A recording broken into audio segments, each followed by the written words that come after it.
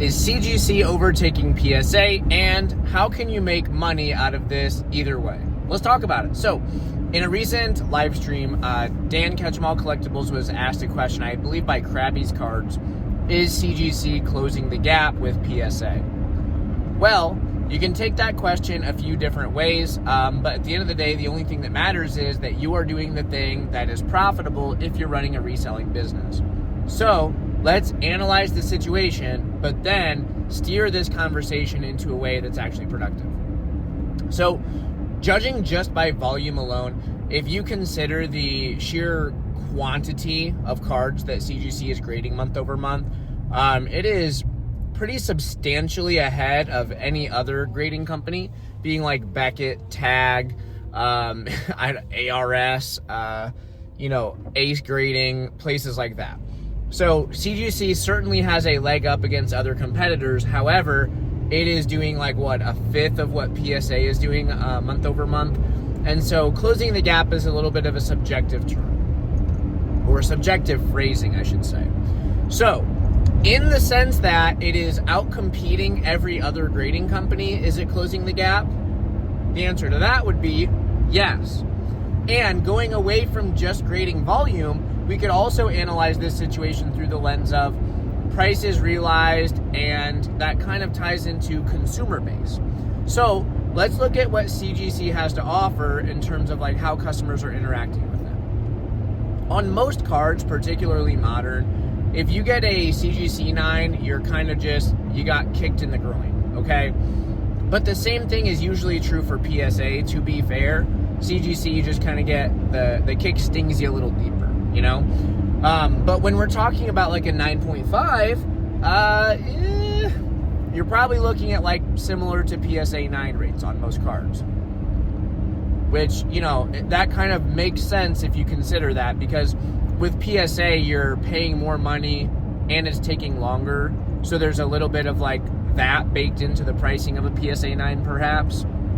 So the CGC 9.5 being half a grade above that kind of takes into consideration like you have to earn a higher grade to compete with that because you're paying less, getting it back faster. In my brain, that kind of checks out. Let me know if you disagree down below though. And then let's take a look at the 10s. So obviously on a one-to-one basis, a CGC Gem Mint 10 gets smacked every day of the week by a PSA 10. Pristines can be a little bit of a different situation. There are some pristine 10s at CGC that are selling for higher than a PSA 10. There's some that are selling in a more localized sector or more localized range. So that's kind of just where we're at with things. If you're trying to compete against a PSA 10, it kind of has to be a pristine in most cases. And then especially when you consider things like Wizards of the Coast era hollows, it's just frankly not close. Alt art, same thing. Like I was grading some English alt arts at CGC and they would basically sell for, a little bit above a PSA 9 price or a little bit above raw price. And usually I would still make a couple bucks, but I'm not in the business of trading $200 to make $2. You know what I'm saying? Like I don't want to spend $200 and then receive $202. Like if I'm spending $200, ideally I would get like $220 or $240 or more than that. You know what I mean? Just to make it kind of worth your while. So there's that situation. So what that all goes into saying though is CGC does have demand. Like there are people who like CGC 10s. Maybe it's the label, maybe it's the accessibility, whatever the case may be, people like 10s, particularly the pristines. So there's a consumer base for that. We do have a pretty clear-cut example in most cases of CGC Gem Mint 10s selling for above PSA 9s at least, but not near Gem Mint 10s at PSA in most cases. Okay, so that's just kind of what's up. When you compare that to a place like Tag, on the highest end, like you might get some attraction to something like if a Tag 10 Illustrator came out, that might sell for quite a lot of money. But again, who's to know? And this isn't like a smear campaign against Tag. I've never used them. I've never owned a Tag slab. But I do think generally that like competition is a good thing as far as it relates to the market. So when we look at Tag though, it's like, I don't know any vendors that are carrying Tag. I don't know anybody that's like mass grading through Tag. That all goes to show that it's pretty difficult to scale a multi-six-figure, multi-million-dollar business masquerading at tag, because the consumer demand just isn't there currently. Could that change in the future? Certainly. But it isn't today. Whereas you can definitely make a multi-six-figure business off of grading at CGC, right? And the same could be said with PSA. So that kind of like, that's my separating factor. BGS kind of fits interestingly into this conversation because I think you could develop like a decent business off of just grading at BGS. Again, this is an area that I am kind of talking out of my can here a little because I don't grade with them much. I don't love BGS just for selfish reasons. Like I don't like the way the slab presents, and the company is just weird. So I choose not to interact with them, but I do respect the black label appeal. Like I think it's cool just as a concept, and then obviously we see a great deal of demand for most black labels, so I get it, like that checks out. I won't speak to how you can scale a business off of bulk grading there though, because I don't bulk grade there, but I will say that related to tag, more people carry BGS slabs than they do carry tag slabs, so take that for what it's worth, but I'll end my commentary there. So as it relates on the other end of this argument, though, it's like, okay, so CGC has established themselves, say, orders of magnitude ahead of their competition on the downside. Does that mean that they're closing the gap against PSA? Well, if we're thinking about closing the gap being replacing PSA as the number one, well, you'd be out of your mind to suggest that. Like, that would be an obviously jaded take. No. No CGC is not out competing PSA anytime soon. Not now, not next week, not next month, probably not next year. There is a very defined difference in both grading volume, which is demand, on the grading side, and then also on the buyer side, there is a clear difference in demand between a PSA slab and a CGC slab too. So that's kind of how you skin this conversation. It's like you really have to be specific about what you mean when you say closing the gap. So as it relates to overtaking, no. As it relates to getting closer and establishing themselves as above the other grading companies, yes. And what's so interesting about that is there are many content creators, and maybe you guys have noticed this too, or perhaps it's just me overthinking that. I haven't put that much thought into it, so I doubt I'm overthinking it, but like maybe it's just something that I'm noticing or thinking about a little bit. But like, there are some content creators that specifically don't talk about CGC. When they talk about like alternatives to PSA, and this happens a lot in like Facebook groups, I don't know what's going on with Reddit nowadays, but like, when people are talking about boycotting PSA, or when the hot news story of the week drops and everyone's PO'd at PSA again, they always go back to tag, which is fascinating. I think that there's probably something there. Like, that means that people enjoy something about that company. Again, I don't have the experience to relate to. But the conversation seldom goes to CGC in that regard. I'll even mention like the, Twice Baked Jake and RoboSkills podcast, Cart Lounge. Whenever they're covering like a news segment, and this isn't just them, but this is just the example that popped into my brain, and I don't think they have a personal vendetta against CGC. Perhaps they do. I don't know. I'm not claiming they do. I'm not suggesting they do. I'm just noticing this. But whenever they are like pointing out some mishap that occurred with PSA, they lead the conversation to like, will tag become the clear choice?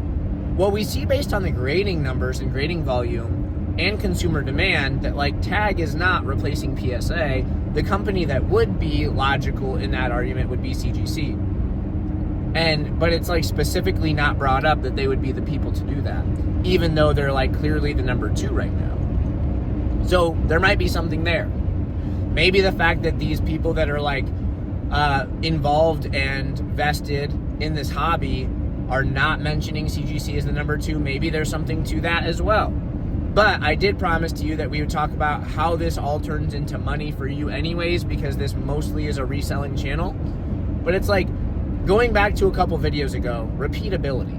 Going back to yesterday's video, doing the things that make sense to do. right? That's a common theme on this channel. In some way, shape, or form, that concept probably gets brought up in almost every video that I make.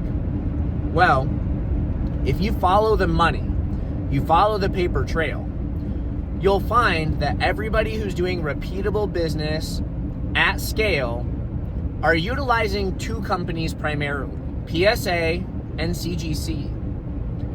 And so even if you really love tag as a concept, even if you really like that black label chase, the evidence is suggesting that if all the big multi-million-dollar businesses, whether they have contracts to get preferred rates with these companies or not aside, the evidence is suggesting that they are doing repeatable business at those grading companies.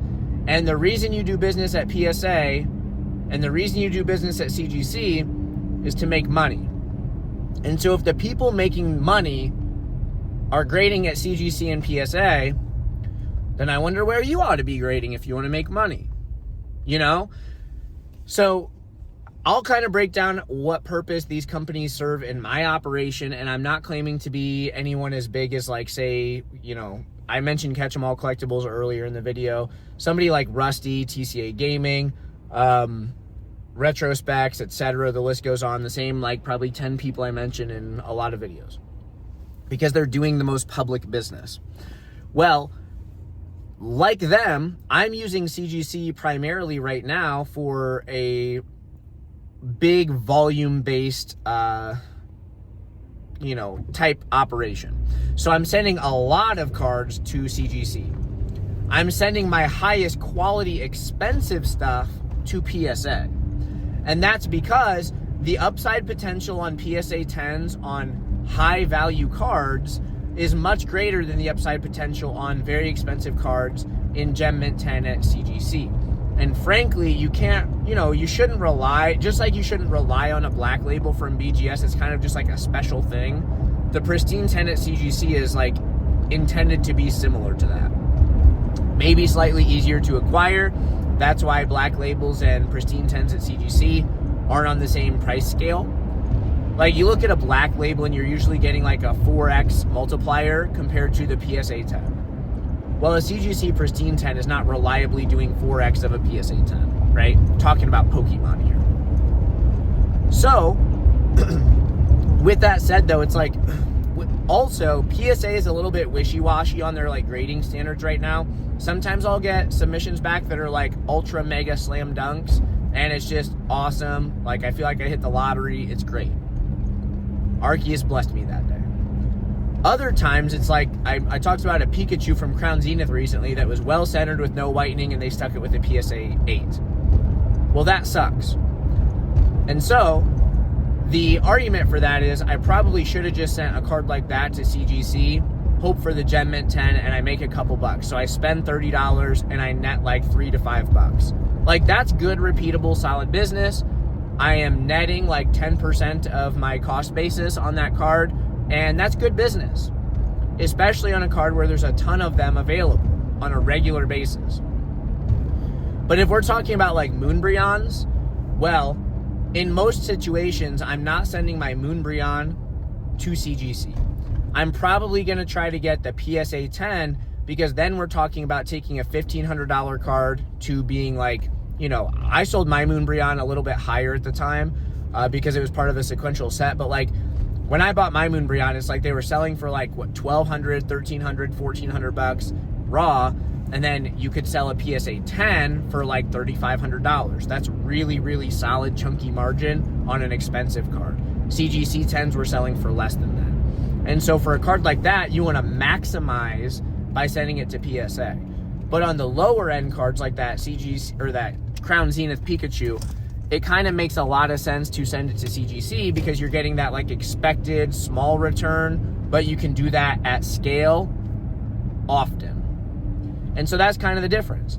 And so as far as it goes about CGC replacing PSA, it doesn't matter, because it's just like how a hammer and a screwdriver do different jobs, right? A hammer is for pounding in the nails, and a screwdriver is for like using precision to turn in the screws.